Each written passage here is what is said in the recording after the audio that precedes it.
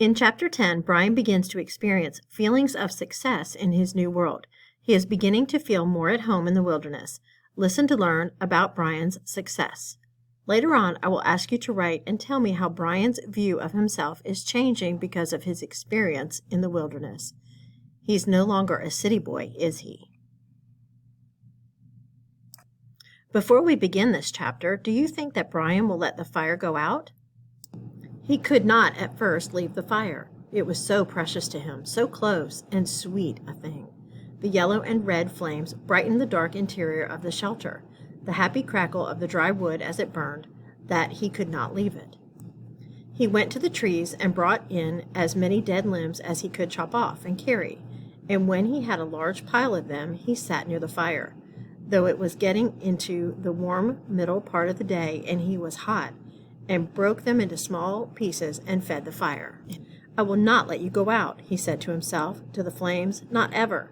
And so he sat through a long part of the day, keeping the flames even, eating from his stock of raspberries, leaving to drink from the lake when he was thirsty. In the afternoon, toward the evening, with his face smoke-smeared and his skin red from the heat, he finally began to think ahead to what he needed to do. Two questions here. Number one, why did Brian refuse to leave the fire at first? Number two, how did he resolve the problem? He would need a large woodpile to get through the night. It would be almost impossible to find wood in the dark, so he had to have it all in and cut and stacked before the sun went down. Brian made certain the fire was banked with new wood, then went out of the shelter and searched for a good fuel supply. Up the hill from the campsite, the same windstorm that left him a place to land, the plane, had that only been 3-4 days ago? He dropped 3 large white pines across each other. They were dead now, dry and filled with weathered, dry, dead limbs, enough for many days. He chopped and broke and carried wood back to the camp, stacking the pieces under the overhang until he had what he thought to be an enormous pile, as high as his head and 6 feet across the base. Between trips, he added small pieces to the fire to keep it going, and on one of the trips to get wood, he noticed an added advantage of the fire. When he was in the shade of the trees breaking limbs, the mosquitoes swarmed him as usual. But when he came to the fire or just near the shelter where the smoke eddied and swirled, the insects were gone. What unexpected benefits did Brian get from the fire? It was a wonderful discovery. The mosquitoes had nearly driven him mad, and the thought of being rid of them lifted his spirits. On another trip, he looked back and saw the smoke curling up through the trees and realized for the first time that he now had the means to make a signal. He could carry a burning stick and build a signal and perhaps attract attention, which meant more wood and still more wood. There did not seem to be an end to the wood he would need, and he spent all the rest of the afternoon into dusk making wood trips. At dark, he settled in again for the night, next to the fire with a stack of short pieces ready to put on, and he ate the rest of the raspberries.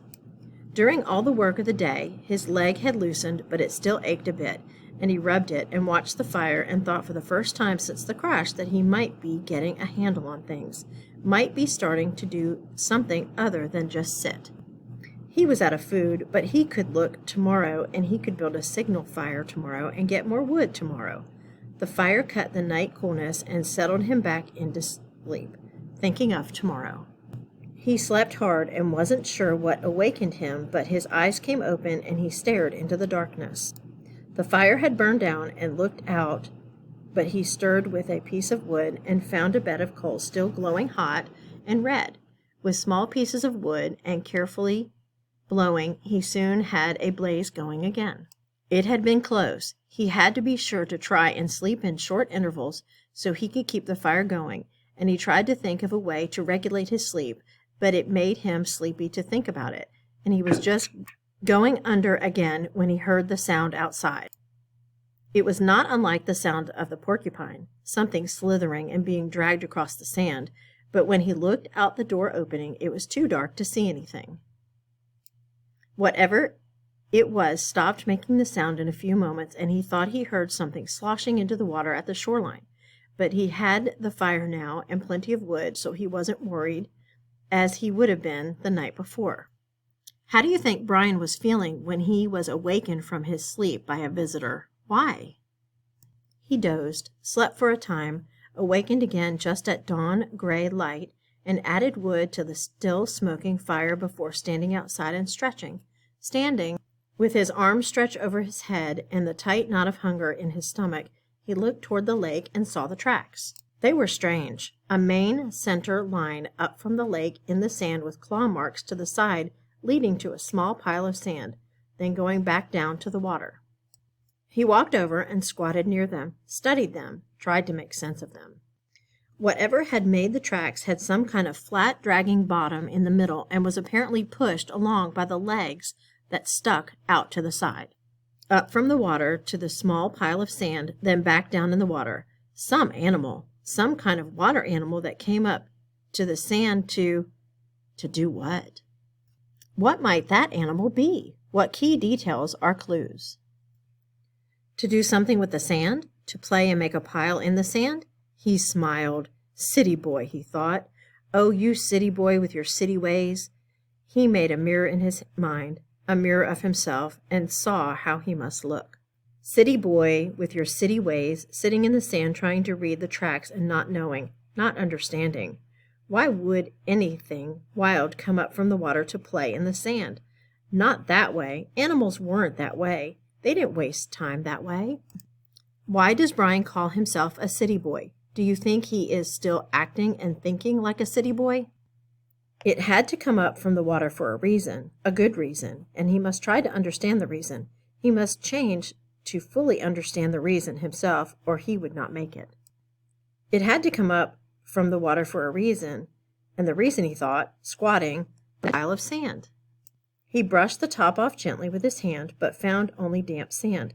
Still, there must be a reason, and he carefully kept scraping and digging until, about 4 inches down, he suddenly came into a small chamber in the cool, damp sand, and there lay eggs, many eggs, almost perfectly round eggs the size of table tennis balls.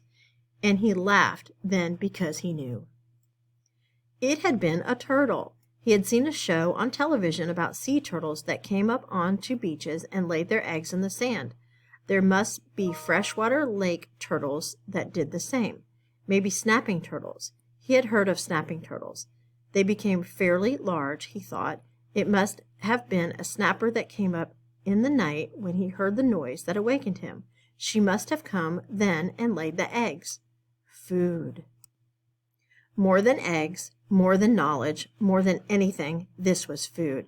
His stomach tightened and rolled and made noise as he looked at the eggs, as if his stomach belonged to somebody else, or had seen the eggs with its own eyes and was demanding food. The hunger, always there, had been somewhat controlled and dormant when there was nothing to eat, but with the eggs came the scream to eat. His whole body craved food with such an intensity that it quickened his breath. He reached into the nest and pulled the eggs out one at a time. There were 17 of them, each as round as a ball and white. They had leathery shells that gave instead of breaking when he squeezed them. How did Brian feel about having the turtle eggs? What are some obstacles that came with the eggs? When he had them heaped on the sand in a pyramid, he had never felt so rich somehow. He suddenly realized that he did not know how to eat them. He had a fire, but no way to cook them, no container, and he had never thought of eating a raw egg. He had an uncle named Carter, his father's brother, who always put an egg in a glass of milk and drank it in the morning.